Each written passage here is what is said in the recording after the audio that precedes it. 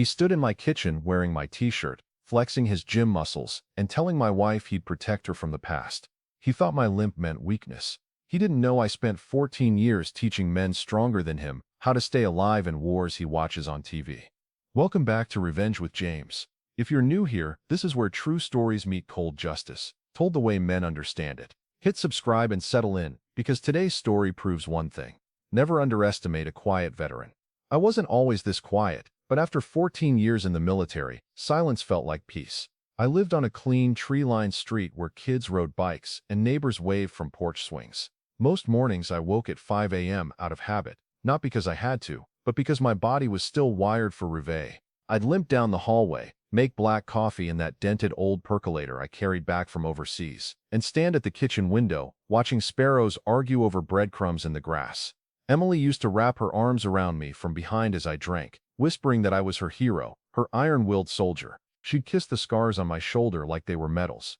Back then she packed my lunches, left notes tucked into my shirt pocket, and smiled every time I stepped through the door. I didn't need much to be happy, just our small home, my morning routine, and the comfort of knowing I had served my country and come back alive. I spent afternoons oiling my tools in the garage, fixing neighbors' lawnmowers, trimming our hedges, and waving goodbye as Emily headed off in her bright red sedan to Pilates or spa days. I assumed she was just enjoying life. I believed a quiet man could still be loved loudly. But comfort makes you slow, love makes you keep your guard down. And while I kept polishing medals from old battles, I never saw the new one forming right under my roof. Emily wasn't always distant. She used to laugh so hard she'd snort, then blush about it while I teased her. She'd bake cinnamon rolls on Sundays, and insist I eat too, claiming I was shrinking without army rations. But somewhere along the way, her smile became thinner, polite instead of warm. I'd catch her glancing at her phone during dinner, tilting the screen away when I leaned over to kiss her cheek. She stopped calling me hero, started calling me old man in that joking way that left bruises no one could see. When I showed her a newspaper clipping that mentioned my unit's deployment, she smirked and said, "You've told those stories enough, it's time to move on." I laughed it off, but something sank inside me that night. We never had children. Emily said she wasn't ready, then said she was too busy, then said all that talk of family was just fairy tales. But I still lived for something, her respect. It mattered more to me than medals, than honor, than my own comfort. I'd survived bullets and deserts, yet a single cold look from her across that quiet dinner table could ruin my whole week. There were friends who warned me. Guys from my old unit would say, "You look tired, brother. You sure everything's okay at home?" I'd lie, smile, and brag anyway, because I didn't want anyone to know I felt like a soldier left behind in peacetime. In my world, a man's worth isn't in his bank account. It's in whether the woman he comes home to still looks at him with pride. The day I realized Emily didn't was the day part of me started dying softly. Long before Troy ever showed up to finish the job. Some men chase money, some trophies, some need to be feared. I only wanted one thing, to be respected in my own home. Out there on foreign soil, I earned salutes. I commanded men twice my size. I kept boys alive who swore they'd never make it home. But at the end of all that chaos and sacrifice, I craved something quieter, not power, not praise, just to sit at my own dinner table and know my wife was proud to carry my name. I didn't have a son to carry on my legacy, no father left to impress. My world had shrunk to one woman, one house, and the memory of what we used to be. When Emily wrapped her arms around me, I stood taller. When she smiled at me like I was the only man on earth, I felt stronger than 1,000 soldiers marching in step.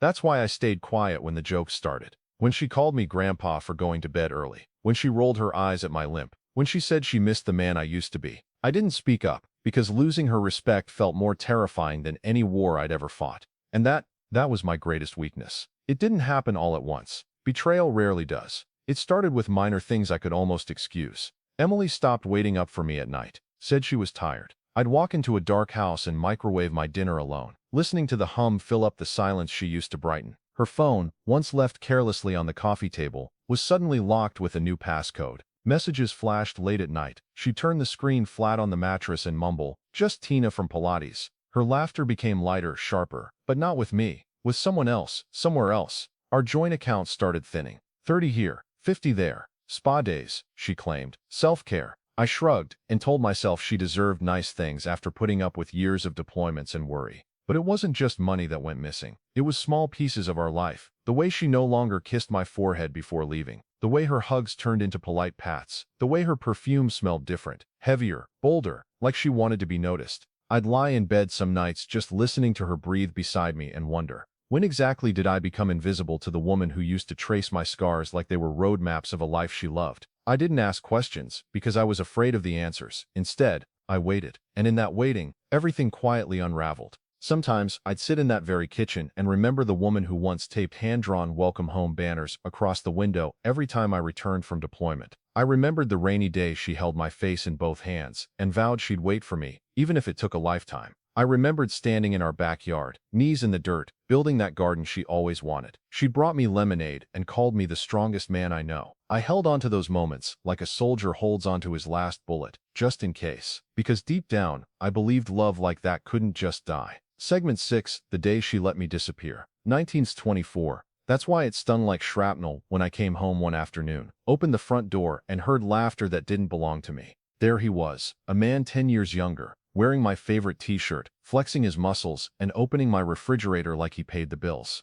Emily didn't gasp. She didn't scramble to explain. She just leaned against the counter, arms folded, watching, quietly amused. Troy swallowed a mouthful of my orange juice, wiped his lips with the back of his hand, and smirked. "Don't worry," he said, grabbing Emily's waist, like a prize he'd won. "I'll take care of her now." No shouting, no hissing argument. Her betrayal wasn't loud. It was casual, served in daylight, served with that same smile she once used to welcome me home. She didn't ask me to leave. She just looked at me like I already had, and I walked out, because I knew if I stayed, I wouldn't be able to forgive what I was about to become. I sat in my pickup with the key still in the ignition, engine rumbling like a heartbeat I couldn't quiet. My hands were steady, but something inside me had already cracked. Rain started tapping the windshield, soft, relentless, just like the thought pounding through my head. How did we end up here? 14 years of facing down enemies, but nothing had prepared me for the enemy wearing my wife's perfume. I didn't cry. I didn't punch the wheel. I just stared at my own reflection in the rearview mirror, a man I barely recognized, and wondered at what point love turns into something sharp enough to carve your pride wide open. Looking back now, maybe I gave Emily too much power. When her brother racked up gambling debts, I sold my Harley to bail him out because she said family comes first. When she cheated once, right after my second deployment, she swore it was a mistake, blamed the loneliness, begged me to forgive her. I said yes, even though everything inside me screamed no. I paid off her business loan when she wanted to open that tiny boutique downtown. She called me her silent investor. Turns out she meant it, because soon enough she stopped mentioning my name altogether. I didn't just build our home brick by brick. I built her dreams, and the hardest part to swallow wasn't that she chose someone else. It's that she erased me like I never mattered at all. 3 days after I walked out, I saw a photo pop up on Emily's social media. Our bedroom, my side of the bed, with new sheets, new pillows, and Troy sprawled across them like a king in a stolen palace. The caption read, "New beginnings, same address." That did it.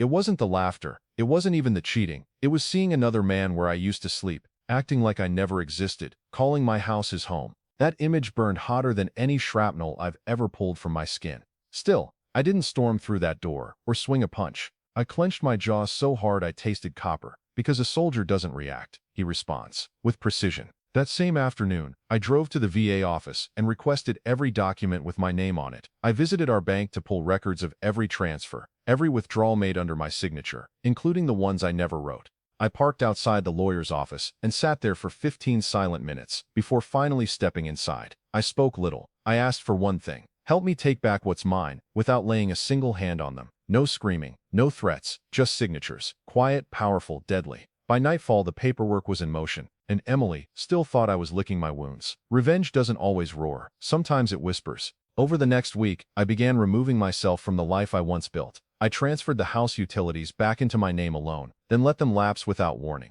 Water shut off. Power flickered. Emily called it maintenance issues. I just watched. I froze the joint bank account, the one she used for self-care. I rerouted my VA pension to a new private account. I stopped paying on her boutique lease, because legally, my name was nowhere on it anymore. Meanwhile, I recorded every voicemail she left, every message where she called me pathetic, where Troy called me a washed-up cripple. I kept everything. Not out of anger, out of preparation. They laughed online as their world crumbled slowly in ways they didn't even notice. And I waited, silent, the way we were trained in the field, never waste a bullet when patience can win you the war. One night, alone in that small motel room, lit by a single flickering lamp, doubt crawled in. I sat on the edge of the bed staring at old photographs of me and Emily, her arms wrapped around me, eyes full of pride, and I wondered, was I becoming the very thing I used to fight? Maybe I should have walked away. Maybe I should have let them keep the house, the money, even the memories. I ran my fingers across the scar on my leg. my old reminder of survival, and whispered to myself, then what was all of this for? Respect, dignity, principle, some things you don't surrender. Not to enemies overseas, and not to the ones sleeping in your bed. So I stood back up, because war wasn't over, it was just about to start. Their arrogance was my favorite weapon. Troy posted a video from my backyard, shirtless, flexing, sipping whiskey from an engraved glass that used to belong to my grandfather. Emily stood behind him, with a smug smile, shouting loud enough for the neighbors to hear. This is what a real man looks like, not some limp old war dog. They toasted to their future, right there under the porch. I rebuilt with my bare hands after getting back from Afghanistan. That video was shared publicly, the final nail, and the perfect evidence the judge needed to accelerate my case. 4 days later, I walked up the driveway wearing my old service jacket, metals polished, face calm. No shouting, no fists, just me and the sheriff. Emily opened the door wearing my bathrobe. Troy stepped up behind her, puffing his chest like he always did. I handed her a thick stack of papers, divorce, financial restitution orders, and a court-sanctioned eviction notice. Troy scoffed. Emily laughed, until the sheriff stepped forward and said, "You have 20 minutes to vacate, or you'll be removed by force." They scrambled. They screamed. They packed bags with shaky hands as neighbors peeked from behind curtains. Troy tried to square up one last time, veins in his neck about to burst, until the sheriff placed a hand on his holster and quietly called him son. That was all it took. I didn't smile. I didn't gloat. I simply watched them walk down the driveway toward that dented Mustang, their faces bright red with embarrassment, their new life stuffed into plastic bags. And when they drove away, I didn't wave. I raised my hand to my forehead and gave a slow, silent salute, not to them, but to the dignity I had just taken back. The neighborhood stayed eerily quiet after that day. No gossip, no whispers, just a row of curious eyes behind half-open curtains. Emily didn't come back for her remaining things. She sent some cousin I'd never met, who couldn't look me in the eye as he packed her leftover perfume bottles and yoga mat into a cardboard box. Troy tried calling me once, left a voicemail full of bark and bluster, threats, curses, empty promises. I didn't save it, didn't need to. Justice already spoke louder than anything he could yell. And Emily, her silence said more than any apology ever could. Because nothing rattles a betrayer more than realizing you never even raised your voice. Segment 16, the man who walked out and came back different. I still wake at 5 a.m., the limp is still there, the scars are still mine, but something inside me changed. I no longer crave to be called a hero.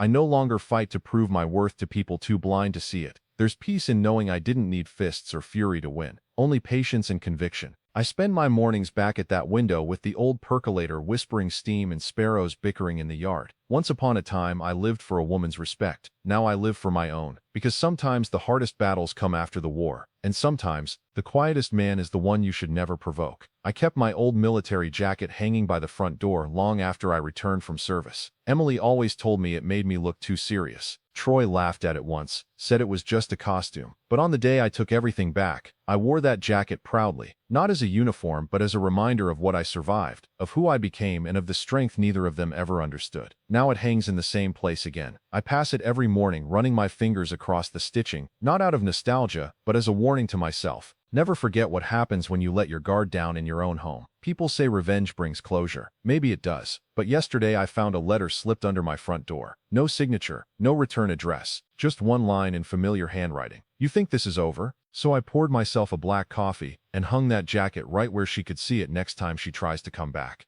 Sometimes late at night when the house creaks and the memories crawl back in, I still wonder, was I wrong to protect what was mine? Was it vengeance or survival? In war, lines are clear, friend or foe. At home, betrayal wears perfume and smiles while it robs you blind. So I'll leave the real judgment to you, the ones watching, nodding, maybe even hurting in your own ways. Tell me, what would you have done in my boots?